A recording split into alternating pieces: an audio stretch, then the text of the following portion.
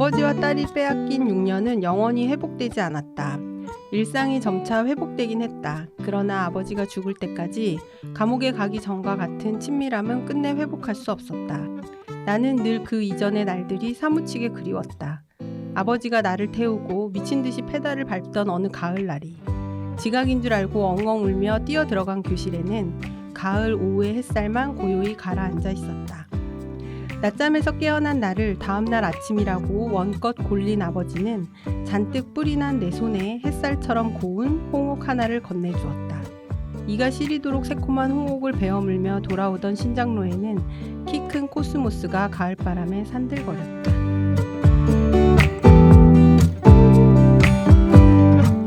어른과 아이 그 사이 어디쯤에서 고군분투하고 있을 우리들의 사춘기에 대해 책으로 이야기를 나누어 보는 우리가 사랑하는 사춘기 우사사 62번째 이야기를 지금부터 시작하겠습니다.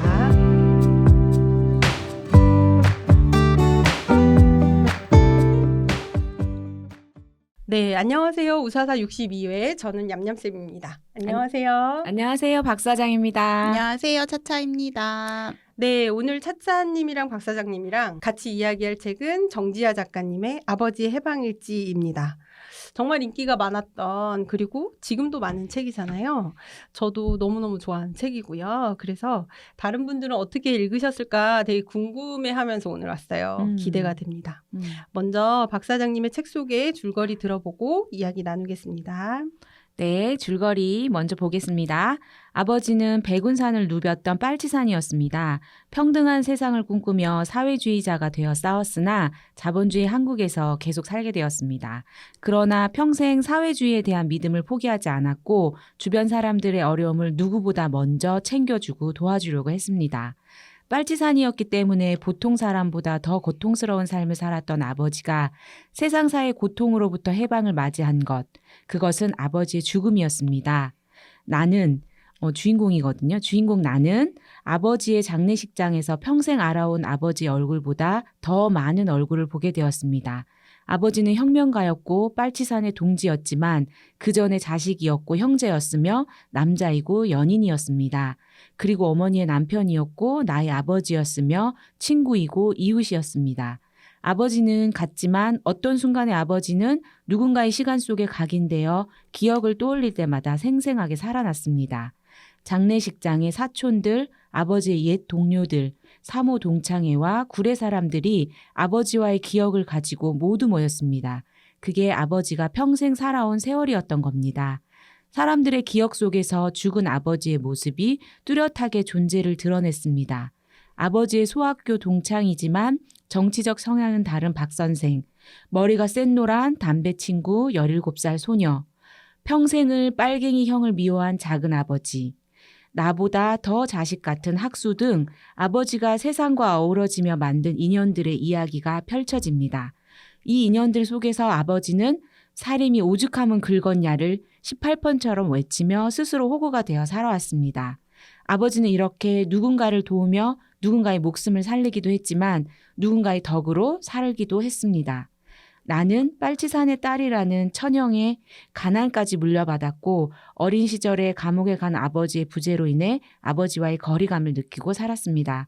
그러나 장례식장에서 아버지와 보내는 마지막 밤에 전과 달리 그립던 어떤 날들처럼 아버지가 친밀하게 느껴졌습니다. 죽음으로 비로소 아버지는 빨치산이 아니라 나의 아버지로, 친밀했던 어린 날의 아버지로 부활한 듯 했습니다. 아버지 해방일지는 아버지의 죽음 이후 3일간의 시간을 다루고 있지만 아버지를 기억하는 사람들의 이야기를 따라가다 보면 해방 이후 우리나라의 역사를 생생하게 볼 수 있습니다. 빨치산이라는 다소 무거운 주제를 다룬 소설이지만 이데올로기와 상관없이 사람들이 어우러져 따뜻하게 살아가는 이야기입니다. 네, 무엇보다 너무 재밌습니다. 굉장히 착착 붙고요. 말맛이 살아있다는 표현을 맞아요. 하는데 그 말에 딱 맞는 소설인 것 같아요. 그렇죠? 완전. 차차님 어떻게 읽으셨어요? 저 너무 재미있게 읽었고요. 이 작가분이 진짜 그 전남 구례 출생이신 거잖아요. 그래서 여기 나오는 사투리가 이렇게 꾸며낸 그런 게 아니라 정말 살아있는 사투리라는 걸 제가 어떻게 알았냐면 저희 이모들이 막 고흥, 막 화순 이렇게 전남에 아주 오래 사셔가지고 음성 지원 해주셨어요? 네, 그렇게 해서 운동하면서 읽으니까 너무 재밌더라고요. 정말 시끄럽거든요. 네. 진짜요. 그래서 너무 재밌게 잘 읽었습니다. 저는 이게 빨치산 이야기여가지고 조금 무겁지 않을까? 그리고 해방일지가 뭐 드라마가 되게 맞아요. 유명했었잖아요. 그래서 그걸 따라한 걸까? 이런 반신반의. 무거울까? 아니면 이게 좀 트렌드를 따라가나? 이런 생각을 하면서 읽었는데 내용이 너무 좋아가지고 저는 사전 정보 없이 이 책을 읽게 돼가지고 되게 좋았고 그 해방이라는 말 자체도요. 되게 네. 무거운 말이잖아요. 또 맞아요. 이데올로기가 많이 들어간 말인데 사실은 우리 지금 2030 세대들은 그걸 조금 잘 못 느끼는 것 같아요. 왜냐면 해방이다. 이런. 그쵸. 그냥 그 뭐 민족 해방이다. 뭐 저희 때 되게 무겁게 썼던 그런 말들이 아니고 숙제에서 해방됐다. 해방. 네. 그리고 드라마의 영향도 되게 강했고 그래서 이 해방이란 말이 아버지의 죽음과 연관돼 있지만 되게 무겁지 않게 말씀하신 것처럼 그렇게 된 것 같아요. 이따가 이제 우리 이런 해방에 대해서도 얘기를 해보고요. 우선 이 책은 무엇보다 굉장히 재미가 있는데 재미가 있는 와중에서도 너무 이렇게 탁 전곡을 찌르는 말씀을 많이 하시는 거예요. 그리고 문장이 가볍고. 가벼운 거에 예를 들면 이런 거죠. 개 이름 같은 아리는 내 이름이다. 맞아요. 이름을 보고 어머 이름이 너무 예쁘네 하고 자기 얼굴을 본 선생님들의 굳은 표정 뭐라고 말 뒤에 말이 없었다. 이제 그런 어떤 재미있음이 막 곳곳에 있고 근데 이제 그러면서도 신뢰 같은 게 혈육이다.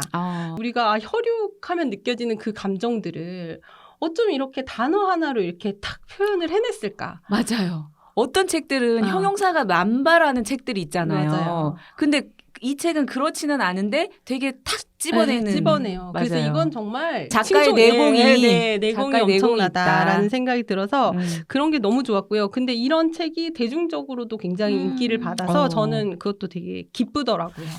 우리 이제 하나씩 이야기를 풀어볼게요. 저는 여기서 굉장히 모순된 인간의 모습을 되게 맑고 투명하게 보여주는 거예요. 그게 정말 좋았는데 우리가 고통스러운 기억이 찬란한 젊음의 순간이 될 수 있다는 것에 대해서 여기서 얘기하거든요. 아버지에게는 굉장히 힘들었을 그런 그 운동하던 그 시절이 아버지에게는 가장 찬란했던 젊음이었다. 라는 얘기. 그래서 그런 거와 비슷하게 굉장히 지적인 엄마. 누군가가 엄마를 선망해서 좋아했던 자기를 좋아한다고 생각했던 오빠가 사실은 우리 엄마를 좋아했는데 이 엄마는 몇백만 원의 쌍욕을 입에 달 수 있는 여자라는 걸 이 오빠는 모른다라는 얘기를 하는데 그런 어떤 인간이 가지고 있는 굉장히 복잡다단한 모습들을 너무 이렇게 스스럼 없이 잘 보여주고 그게 되게 화해가 되는 지점들이 있잖아요. 그게 되게 매력이었던 것 같아요. 근데 그게 왜 그러냐면 네. 진짜 이데올로기가 관념적인 거잖아요. 네. 정치적인 거고. 근데 그쪽으로만 나가지 않고 사람을 중심으로 이 맞아요. 소설이 사람 중심이다 보니 그래서 또 같이 연결되는 지점이 있는 것 같아요. 정확하신 것 같아요. 이게 이데올로기나 사상을 우위에 놓지 않고 먼저 사람이 있다는 거, 사람의 삶이 있다는 거를 놨기 때문에 여기서 보면 이제 군인 시절에 그 아버지랑 같은 친구분이 그 당시에 우리가 생각해보면 어떤 사람은 사회운동을 했지만 자기가 어쩔 수 없이 군대에 들어가서 총을 그 친구들을 향해 총을 겨눠야 했던 젊은이들이 있었어요. 그리고 이제 거기 나오는 실제로 이제 아버지의 친구분이 자신의 형제를 잃죠. 형제는 빨치산처럼 운동을 했고 자기는 군인이었던 거예요. 그래서 자기가 쏜 언젠가의 총에 형제가 죽었을지도 모른다는 그 커다란 죄책감을 안고 살면서 군대에 말뚝을 받고 사세요. 굉장히 누가 어떻게 생각하면 어떻게 그럴 수가 있지? 그런 죄책감을 안고 또 계속 군인의 신분으로 살아간다는 것도 인간이기에 되게 가능하다. 그러니까 이 사람이 갖고 있는 어떤 모순된 그런 모습들에 대한 긍정 이런 것도 저는 되게 감사하고 따뜻하더라고요. 그리고 어머니도 원래 빨치산 운동을 하신 분이잖아요. 네. 아까 말씀하신 것처럼 굉장히 지적이고 네. 여성과 남성의 평등 이런 걸 주장하시는 분이신데 그 주인공이 담배를 펴요. 네. 그랬더니 어디 여자가 이런 말을 맞아요. 겉으로 내지는 못하지만 뭐 네. 건강에 안 좋으니까라고 살짝 돌려서 말하다가 드라마를 볼 때 어머님의 본심이 나온 거예요. 네, 맞아요. 어디 여자가 막 이러면서. 근데 그런 모습도 되게 모순적이지만 되게 인간적이다. 사람이니까 자신의 가장 이상적인 관념, 생각, 사상 이런 거와 좀 별개로 이 살아가고 있는 삶의 바탕에 영향을 받을 수밖에 없는데 그럴 때 이제 여자가 담배를 피면 이 사회적으로 어떤 차별의 시선이 있는가를 온몸으로 느끼고 또 보여주시는 그래서 이제 인간이 가지고 있는 그런 어떤 삶의 양태들을 너무 좋았던 것 같아요.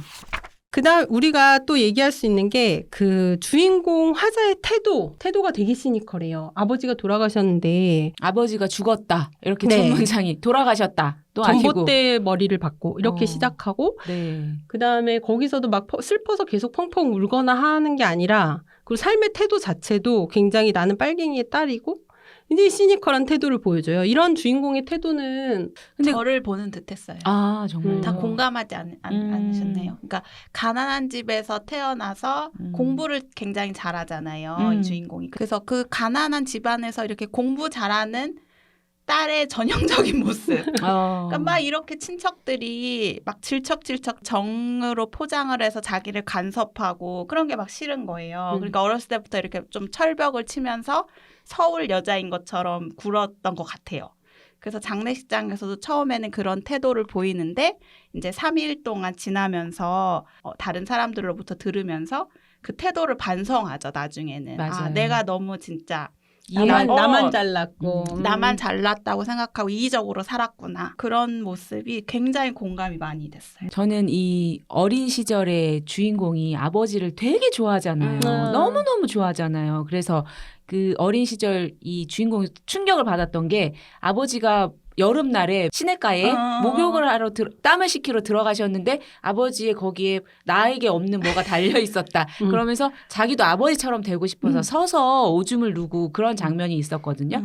되게 아버지랑 동일시하고 싶었던 너무 너무너무나 좋아했죠, 사랑했던 아버지를. 아버지인데 커가면서 여러 가지 일들을 겪게 된 거죠. 자기가 아버지 어머니가 빨갱이였기 때문에 학교에서도 조금 부당한 일을 당했고 대우를 당하고 네. 특히 아빠가 이제 그것 때문에 감옥에 가게 됐고 그다음에 너무나 잘났던 사촌 오빠도 그것 때문에 육사에 취직이 들어가지 못했고 연좌제에 묶여서 여러 가지 법적으로나 뭐 이런 거에 갈 수가 없는 거죠. 대학을. 그래서 대학을 가서 뭐 무슨 소용이 있어? 이런 생각을 하면서 되게 좌절해서 지내기도 하잖아요.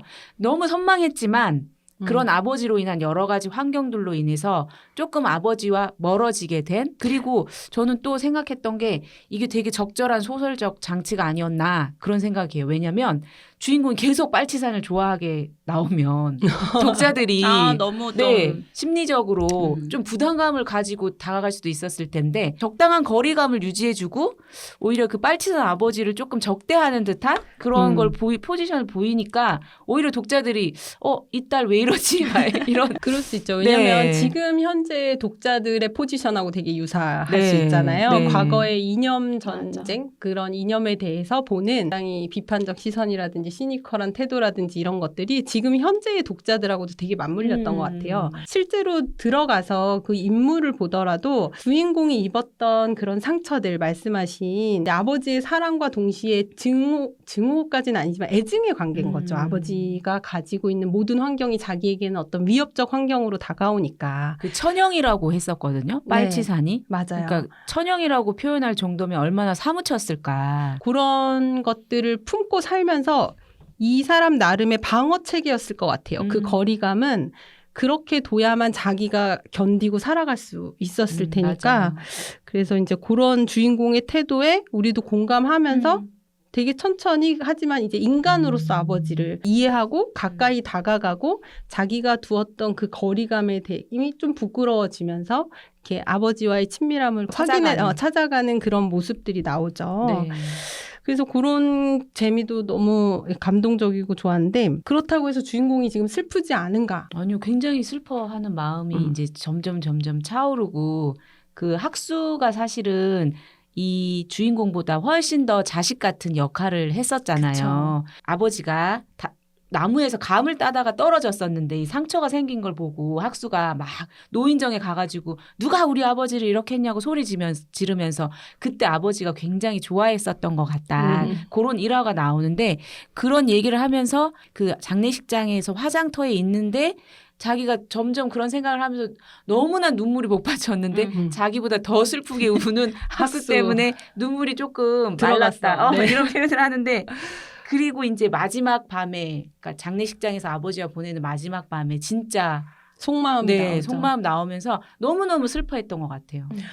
저는 그 인트로 읽었던 그 부분이 말씀하신 그 부분이에요. 이제 아버지랑 둘이 남고 아버지를 순수하게 아버지와 딸로 이제 추억하는 그 장면인데 거기 보면은 이제 약간 사무치게 그립다라는 그 표현이 나와요. 나오죠. 슬프다라는 단어로는 설명되지 않는구나. 그러니까 여기서 막 아프다, 그다음에 하염없다, 막 서럽다, 사무치다 이런 단어들이 나오는데 이 지금 딸이 가진 그 감정을 슬프다로 표현하기에는 너무 큰, 슬프다는 단순한 맞아요. 감정이었던 것 같아요. 그러면 이제 아버지 쪽으로 넘어가서 아버지는 어떤 사람인가? 좀 구체적으로 질문을 드리자면 아버지의 해방은 뭘 의미하는 건가? 제목 아버지의 해방일지. 무엇으로부터 해방일까요? 그 가장 기본적으로는 이 세상을 살아가는 것 자체가 고통이잖아요. 거기서 해방되신 거죠. 그렇죠. 근데 유물론자시니까. 예. 맞아요. 뼛속까지 유물론자. 뼛속까지요. 그래서 무덤조차 만들지 말라. 나를 아무데나 뿌려버려라. 뭐 이렇게. 왜냐면 먼지니까. 예. 그래서 인간의 시원은 먼지다 이런 표현을 하시면서 진짜 유물론자답게 가신 거죠. 해방되신 거죠. 세상과 모든 인간관계와. 저는 이 아버님도 뼛속까지 유물론자지만 정말 그 사상이나 신념을 굉장히 붙잡고 사시는 거예요. 그렇죠. 신념을 위해 목숨까지 네. 바치려고 하셨으니까. 네. 그래서 인간이라는 것이 정말 해방이 되고 먼지로 돌아가려면 사실은 이렇게 붙잡고 있는 것 자체가 집착인 거거든요. 근데 이런 집착 없이는 살아갈 수 없는 게 또 인간이잖아요. 뭐하러 살아요? 집착할 게 없는데 당장 지금 들어가 버리지 열반으로. 열반으로. 근데 저는 이제 아버지 해방에서 제일 방점을 찍었던 해방은 이 모든 인연들과의 해방인 것 같아요. 아버지의 인연이 정말 많아요. 얽히고 얽혀 있거든요. 전 되게 놀랐던 장면이 이 아버지와 어머니가 재혼한 사이인데 아버지의 장례식장에 아버지의 원래 부인의 동생이 맞아요. 왔어요. 맞아요. 근데 어머니랑 또 막 얼싸안고 해요. 어머니의 원래 남편의 시동생이 가족까지 다 데리고 와요. 이렇게 얽혀서 살고 있는 거예요. 그리고 박 선생도 동창이긴 했지만 서로 총을 겨눴던 사이이고 그리고 맞아요. 그 노랑머리 담배 피던 소녀도 슈퍼마켓 할머니의 손녀였는데 담배 피는 모습을 보고 또 인연이 된 거예요. 네. 이 수많은 인연들 정말 얽히고 설킨 인연들 서로 총을 겨누고 그랬지만 서로 술 한잔 마시면서 살아갈 수 있는 이 인연들로부터 해방이 진짜 해방이 아니었을까. 해방되고 싶으신 눈빛이죠.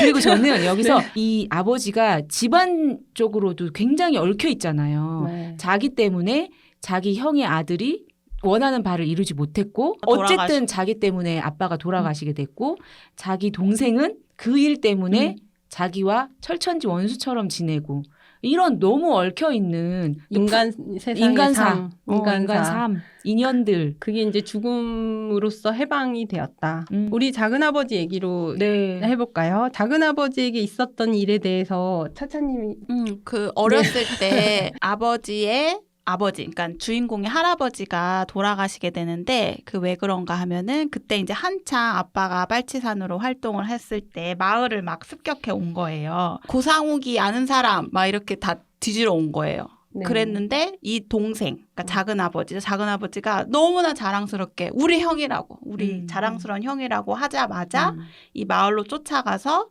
그 아빠를 죽인 거죠. 그때 작은 아빠는 8살이었는데 그 아빠가 돌아가시는 걸 옆에서 보고 있었고 그 어렸을 적의 트라우마가 있는 상태에서 당연히 형을 미워할 수밖에 없죠. 그래서 평생을 형을 미워하면서 살게 되는 그런 작은 아버지가 나옵니다. 작은 아버지도 근데 보면 근본적인 원인은 형이었지만 자기가 이렇게 입을 거기 소설 표현에서 보면 맞아요, 촉새였다고 맞아요. 자기 자신 때문이고도 하거든요. 네, 그런 그 것도 미움을 있었겠죠. 형한테 다 형 탓을 하면서 한평생을 살았던 인물인 것 같아요. 핵심은 형을 너무 사랑했기 때문인 것 같아요. 그러니까 음. 형이 최고로 자랑스러운 맞아. 사람이었잖아요. 너무너무 자랑스럽고 좋아했던 거예요, 형을. 자기가 그 순간에 자기 형님이 너무 자랑스럽고 좋으니까 얘기를 했는데 그것 때문에 자기 아빠가 죽는 모습을 지켜보는 이 아이의 심정은 진짜. 근데 또 그 원인이 자기한테 있으니까. 네. 그러니까 이제 그 평생 그 형에게 다른 누구에게는 술만 마시고 어떤 얘기도 하지 않지만 형만 보면 화를 계속 내죠. 근데 형이 그걸 다 봤잖아요. 주인공이 작은아버지와의 일도 있었어요. 그래서 주인공이 공부를 이제 중간에 하다가 멈춰요. 내가 공부해봤자 뭐해. 이렇게 다 진로도 막히고 그러면서 아무것도 하지 않고 이제 나무 밑에 가서 막 학교도 안 가고 누워가지고 딴 것만 보고 있고 이러는데 아버지가 와서 이제 몇 번 설득하다가 이제 안 하니까 아버지가 너무 화가 나가지고 손에 들고 있던 낫을 이렇게 휘두른 거에 주인공이 읽던 책이 살짝 베어지면서 주인공이 분노하죠. 아버지 때문에 내가 이런다라고 하면서 이제 집을 나가야겠다. 이러면서 막 이제 그 신장로 쪽으로 막 계속 걸어가는데 뒤에서 이제 자전거로 쫓아온 사람이 작은 아버지였죠. 그래서 작은 아버지가 그때 이제 했던 말이 신장로 이 길이 끝이 너무 없다. 길다. 맞아요. 그래서 이 주인공이 작은 아버지도 이 신장로를 벗어나고 싶었구나. 언젠가는 이 길을 걸어봤던 사람이구나. 이런 생각을 하면서 다시 작은 아버지와 돌아오죠. 네. 작은 아버지 자전거 뒤에서 그 작은 아버지가 너무 땀을 흘리며 와가지고 쉰내를 맡은 거예요. 맞아요. 그러면서 작은 아버지가 이제 어쩌겠냐 가야지 하면서 저 길이 암만 가도 끝나들 않아야라고 하는 거예요. 그런 얘기를 하면서 말씀하신 쉰내 같은 게 혈육인가 싶었다라는 말이 이제 여기서 나온 거였는데 주인공과 그 작은 아버지가 되게 공통적으로 갖고 있었던 생의 아픔 같은 것들이 공유되는 장면이 나오죠. 그래서 주인공의 아버지도 그 마음을 다 알았을 것 같아요. 그래서 한 번도 너 형한테 뭐 왜 이렇게 하냐라고 말하지 않았죠. 묵묵히 그냥 다 듣고. 그래서 아버지의 죽음은 동생에게도 해방이었을 것 같아요. 맞아요. 네. 형이라는 고삐에 묶여있는 소라고 표현을 했어요. 주인공이. 그래서 일흔 가까운 나이에 처음으로 마주친 형 없는 세상이라는 걸 주인공이 이제 자신의 작은 아버지를 보면서 생각하는 장면에 나오는 표현인데 이 작은 아버지도 거기에 매여서 자신의 삶 자체가 비뚤어졌죠. 어떤 것도 제대로 하지 못했던 삶을 살았잖아요. 그래서 이제 그런 진짜 작은 아버지의 해방이 될 수도 있네요. 저는 이제 그 어머니 얘기가 처음부터 너무 재밌었는데 기실 어머니의 사회주의란 하면서 이제 되게 시니컬하게 어머니를 바라보는 거예요. 그 주인공이. 어머니의 사회주의란 첫사랑 좀 더 풀었으면 여자도 공부를 할 수 있는 세상. 가난한 자도 인간 대접을 받는 세상에 불과했다. 신자유주의 대한민국도 그 정도는 해준다. 그러니까 이게 저 이걸 보면서 이념이나 사상이라는 게 뭐지? 그러니까 사실은 당시엔 사회주의에서 이게 가능했던 거잖아요. 그렇죠. 근데 지금 우리나라에서 당연히 이거 누구나 다 이해할 수 있는 이야기들인 거잖아요. 그러니까 이게 더덥다 참. 참 더덥죠. 이념이나 사상이라는 것이 지금도 우리 정치적으로 굉장히 많이 갈라져 있고 나와 다른 생각을 가진 사람을 정치적인 성향을 가진 사람을 봤을 때 먼저 이렇게 탁 배척하는 마음이 들기도 하고 이러는데 이게 이념과 사상 때문인 걸까? 라는 약간 근본적인 질문을 스스로에게 했던 것 같아요. 그래서 소설 속에서 소선생이라고 나오는데 그 나의 아버지의 스승님이신데 그 스승님이 이렇게 말씀하시잖아요.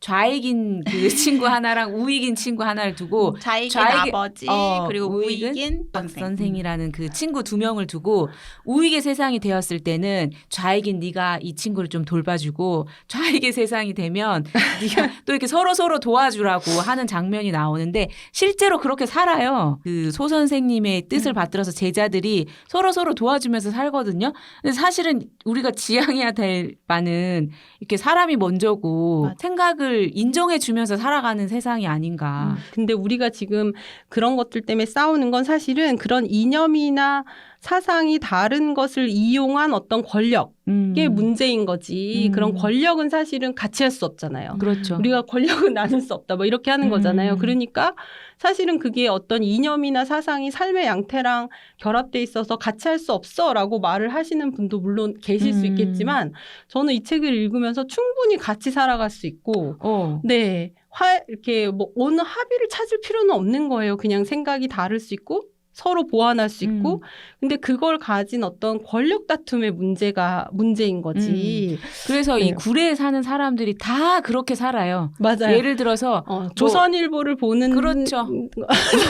여기 너무 구체적으로 나와가지고 책에 조선일보를 보고 있는 그 친구 되게 친구잖아요. 네네. 서로 약간 없으면 안 너무 되는, 허전한 아웅다웅하는. 그리고 네. 그 뭐 누가 빨갱이 집이었다고 그 슈퍼를 안 갈 수가 있냐. 뭐 그런 얘기도 나오고 맞아요. 뭐 경찰관 자식이 식당을 한다고 해서 뭐 내가 그와 다른 생각을 가졌다 해서 그 식당 안 갈 수 있냐 뭐 그런 얘기도 나오거든요. 네. 그러니까 구례 사람들을 그렇게 얽히고 얽혀서 살아가는 거 우리도 마찬가지인 것 같아요. 맞아요. 그래서 그게 되게 좋고 따뜻했던 것 같아요. 맞아요. 저는 그 아버지 말고의 다른 모습을 보여준 점이 맞아요. 이거 되게 너무 좋았어요. 그러니까 여기가 정말 아버지의 다양한 모습 우리 박 사장님이 줄거리 소개해서 너무 잘 요약해 주셨는데 뭐 혁명가로서의 아버지 또 남편으로서의 아버지 이런 게 나오는데 또 딸로서는 가장 외면하고 싶은 부분이 남자로서의 아버지잖아요. 그 부분이 막 너무 재밌는 거 있었죠. 그 너무 재밌어. 하동댁 엉덩이를 하동댁을 약간 가까이 가려고 했는데 딸이 아주 그냥 엉덩이를 두드리는 모습을 보고 아버지 아주. 손을 잡고 끌고 나왔다고 다시는 못 가게 했다고. 그거는 우리가 진짜 자식들은 외면하고 싶잖아요. 우리 아빠는 나의 아버지로서 이렇게 뭐 여자를 좋아한다든지 이런 건 상상도 하기 싫은데 그런 모습이 착 나오면서 그리고 또 인상적인 부분이 나중에 마지막 부분에 그게 나와요. 아빠가 그 일이 있은 후에 내가 뭐 정말 그런 혁명도 해보고 산에도 숨어보고 다 해봤는데 딸이 제일 무섭더라. 딸이 나한테 그렇게 하니까 아이고 이러면 안 되겠다. 제일 무서웠다. 저는 나오는 진짜 부분이 소설 보고 잘 안 울거든요. 근데 저 장면 읽으면서 울었어요. 아, 이 장면에서 우셨구나. 네. 딸이 제일 무서웠다 그러는데 아빠가 얼마나 딸을 사랑하는지 너무 절절히 느껴지는 거예요. 다른 어떤 표현보다. 그래서 여기 보면 이 아빠 엄마의 사랑을 듬뿍 받고 자랐거든요. 그런데 그 모습을 제일 압축해서 보여준 장면이어가지고 저 그 장면 있는데 그렇게 눈물이 나더라고요. 맞아요. 여기서 이제 나와요. 그러니까 사실은 그 당시에 사회주의 운동을 하셨던 분들 중에 많은 분들이 당시에 지식인들이 많았어요. 그러면 맞아요. 그래서 이 어머니 아버님도 지식인이셨던 거죠. 정말 많이 공부하시고 그러면서 그거를 실천하셨던 분인 거예요. 그러니까 남녀 차별에 대한 거. 그래서 집안에서도 아들을 당연히 바랬지만 딸 너무너무 소중히 여기시고 그 딸을 정말 어머니는 누룽지를 얇게 붙여줘도 아버니는 막 누룽지를 두툼하게 해갖고 막 그럼 딸이 그걸 너무 좋아하잖아요. 더운 여름날 목에 이렇게 태워서 다니고. 그러니까 그 정말 진심으로 제가 보기에는 이 책에 나오는 모든 사람들이 가장 인간답게 가장 모순적인데 이 아버지만 가장 일관돼요. 자신의 사상, 행동 모든 것들이 그 신념 하에 다 이루어지고 맞아요. 이 가장 일관된 사람이 이렇게 모순이 많은 인간들을 되게 품고 사랑하는 게 굉장히 훌륭하신 모습 중에 하나였는데 그 딸을 사랑하는 마음도 본인이 가지고 있는 가치관, 생각 이게 감정적으로까지 다 일치하는 거예요. 맞아요. 대단하다. 근데 또 이 소설이 되게 재미있었던 지점은 그렇게 사랑함에도 불구하고 아버지가 이 딸의 외모를 상중하중의 너무 상중하중의 상이다. 그것도 일관된 모습인 거예요. 하상이다. 이렇게 표현했는데 거짓이 없어. 네. 거짓할 수 없어. 거짓은 없어. 그러니까 이게 너무 재밌는 거예요. 네. 그런 부분들이. 그런 걸 생각하면 이 아버지가 감옥에 들어가기 전과 후가 아버지와의 관계의 굉장히 그 큰 경계를 만들어내 버렸잖아요. 딸은 커버렸고 이제 어색해져 버렸고 그 전까지 아버지가 너무너무 그리운데 돌아갈 수 없고 시련의 아픔보다 더했을 것 같거든요. 주인공한테. 아버지한테도 주인공한테도 그 모든 시간을 앗아가 버린 거죠. 되돌릴 수 없었던 그 시간이잖아요. 사실은 가난과 뭐 진로에 대한 이런 방해 이런 것보다도 그게 제일 맞아요. 큰 형벌이었던 것 같아요. 이 부녀한테는. 네, 우리 그러면 접어두고 싶은 페이지 읽고 오늘 마무리를 지어볼까요? 한도 끝도 없을 것 같아서. 저 진짜 네. 너무 좋은 부분이 네. 많아가지고 저는 이 정지아 작가님이 어떻게 사람이 그럴 수 있어요? 라고 하면 사람이니까 그렇지 라고 아버지가 대답하는 그 이해의 과정에 대한 서술이라고 말씀하신 거를 한번 본 적이 있거든요. 근데 진짜 그런 것 같아요. 이 작가가 아버지를 이해하는 과정의 책인 것 같은데 그 부분에 대한 이야기거든요. 138쪽인데요. 자신도 고씨처럼 인심을 잃지 않았으니 빨갱이라도 고향서 살 수 있다는 의미인 듯 했다. 한때 적이었던 사람들과 아무렇지 않게 어울려 살아가는 아버지도 구례 사람들도 나는 늘 신기했다. 잘 죽었다고 침을 뱉을 수 있는 사람과 아버지는 어떻게 술을 마시며 살아온 것일까? 들을 수 없는 답이지만 나는 아버지의 대답을 알 것 같았다. 근께 사람이제. 사람이 어떻게 그럴 수 있냐고 내가 목소리를 높일 때마다 아버지는 말했다. 근께 사람이제. 사람이니 실수를 하고 사람이니 배신을 하고 사람이니 살인도 하고 사람이니 용서도 한다는 것이다. 그 바로 뒤에도 좋은데 나는 아버지와 달리 실수투성이인 인간이 싫었다. 그래서 어지간하면 관계를 맺지 않았다. 사람에게 늘 뒤통수 맞는 아버지를 보고 자란 탓인지도 몰랐다. 저는 사실은 이 화자에 되게 가까운 태도로 삶을 살고 있는 것 같아요. 그러니까 너그럽지 못한 그 마음이 나 자신에게도 그렇고 외부 사람들에게도 자꾸 그렇고 그런 잣대를 자꾸 들이대려고 하고 이게 얼마나 참 좀 속되게 표현하면 가짜는 자존심인가 싶을 때가 있어요. 우리들 모습이 네. 되게 많이 보여주는 보이는 것 거죠. 같아요. 네. 저는 그 읽고 싶은 부분이 앞에 많이 나왔는데요. 그 우익 세상이 되면 그 부분하고 또 막 여러 가지 딸이 제일 무서웠다. 막 여러 가지 나왔는데요. 저는 그래서 이 부분을 읽겠습니다. 작가의 말인데요. 아버지의 해방일지는 나 잘났다고 뻗대며 살아온 지난 세월에 대한 통렬한 반성이다. 나름 열심히 살았다고 자부했는데 나이 들수록 잘 산 것 같지 않다. 나는 오만했고 이기적이었으며 그래서 당연히 실수투성이었다. 신이 나를 젊은 날로 돌려보내준다 해도 나는 거부하겠다. 오만했던 청춘의 부끄러움을 감당할 자신이 없으므로. 네, 이 부분 너무 공감하면서 너무 공감되죠. 읽었습니다. 네. 아버지, 잘나서 빨갱이 짓 하다 집안을 말아먹은 양반 아버지. 아버지 고상욱 씨.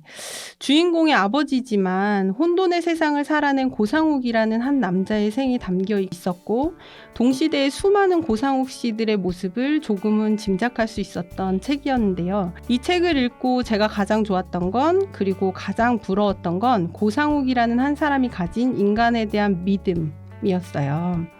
주인공은 장례식을 통해 아버지가 이 작은 세상에 만들어 놓은 촘촘한 그물망을 마주하게 되는데요. 아버지의 집이었고 세상이었고 믿음 그 자체였던 그 그물망을 우리도 세상을 살아가면서 성글게라도 짜고 있는 건 아닐까 하는 생각이 들었습니다. 사무치고 절절한 이야기들이 가득 담겨 있지만 덤덤하게 때로는 유쾌하게 풀어낸 아버지의 해방일지는 정말 많이 따뜻했던 책이었어요. 함께 이야기 나누게 되어 기뻤고요. 네, 다음 시간에는 이꽃님 작가의 죽이고 싶은 아이로 우사사 찾아뵙겠습니다.